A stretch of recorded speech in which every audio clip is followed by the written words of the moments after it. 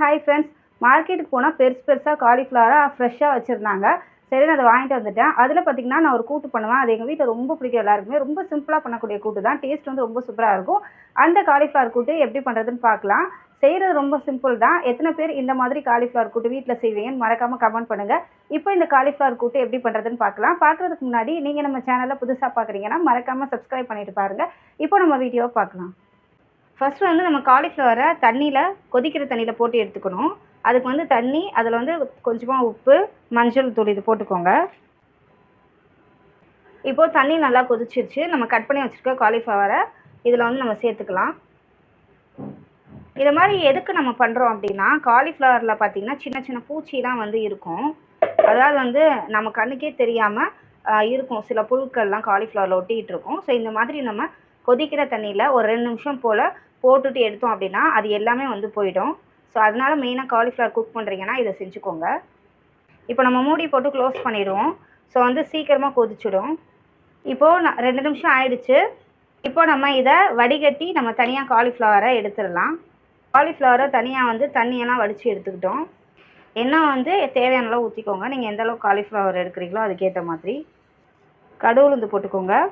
கருவேப்பிலை, கொஞ்சமாக வந்து சீரகம் போட்டுட்டு நல்லா பொரியட்டும். கடுகு உளுந்து நம்ம வெங்காயம் சேர்த்துக்கலாம்.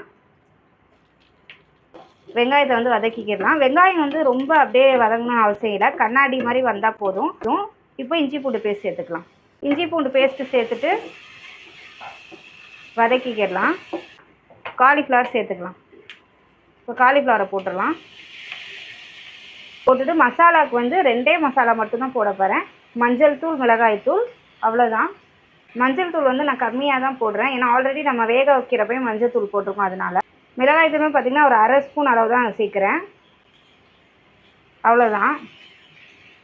இதுக்கு வந்து ஸ்பைசஸ்லாம் ரொம்ப காரமாக அப்படி போடணும்னு அவசியம் இல்லை. ரொம்ப வந்து லைட்டாகவே போட்டால் போதும். ஆனால் டேஸ்ட் வந்து ரொம்ப நல்லாயிருக்கும். ஃபஸ்ட்டாக வந்து கொஞ்சமாக உப்பு போட்டுக்கிடலாம். உப்பு வந்து நல்லா செக் பண்ணிவிட்டு போடுங்க. எதனாலனா ஆல்ரெடி நம்ம தண்ணியில் கொதிக்க வச்சோம்ல காலிஃப்ளவரை, அப்போ வேறு உப்பு போட்டிருக்கோம். அதனால் அதிகமாக போட்டுறாமல் செக் பண்ணிவிட்டு போடுங்க. இப்போ உப்பு போட்டுட்டு மறுபடியும் ஒரு தடவை நல்லா மிக்ஸ் பண்ணிக்கிடலாம். இப்போ நம்ம மூடி போட்டு இதை வேக வைக்கலாம். இது வேகிறதுக்கு வந்து பார்த்திங்கன்னா ரொம்ப நேரம் ஆகாது. ஒரு 2லேருந்து 3 நிமிஷத்தில் வந்து வெந்துடும். இப்போ ஓப்பன் பண்ணிடலாம். 3 நிமிஷம் ஆயிடுச்சு. முட்டை வந்து நான் 3 சேர்த்துருக்கேன். நான் எடுத்துருக்க காலிஃப்ளவருக்கு வந்து 3 முட்டை வந்து சரியாக இருக்கும். நீங்கள் எவ்வளோ சமைக்கிறீங்களோ அதுக்கேற்ற மாதிரி முட்டை சேர்த்துக்கோங்க. முட்டை சேர்த்துட்டு நல்லா வந்து முட்டையை மிக்ஸ் பண்ணிவிடுங்க. முட்டை சேர்க்குறப்ப பார்த்திங்கன்னா லோ ஃப்ளேமில் வச்சுக்கோங்க. ஸ்டவ்வை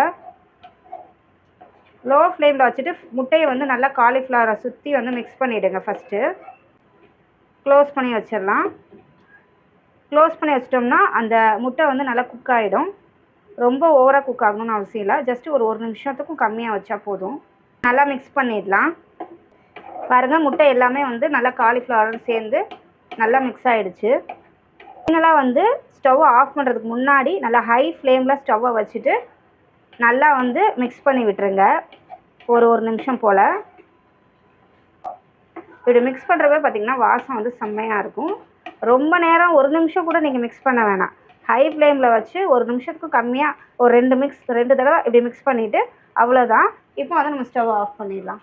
காலிஃப்ளவர் கூட்டு வந்து ரெடி ஆகிடுச்சு. ரொம்ப சிம்பிள் அண்ட் டேஸ்டியாக காலிஃப்ளவர் கூட்டு எப்படி பண்ணுறதுன்னு பார்த்துருப்பீங்க.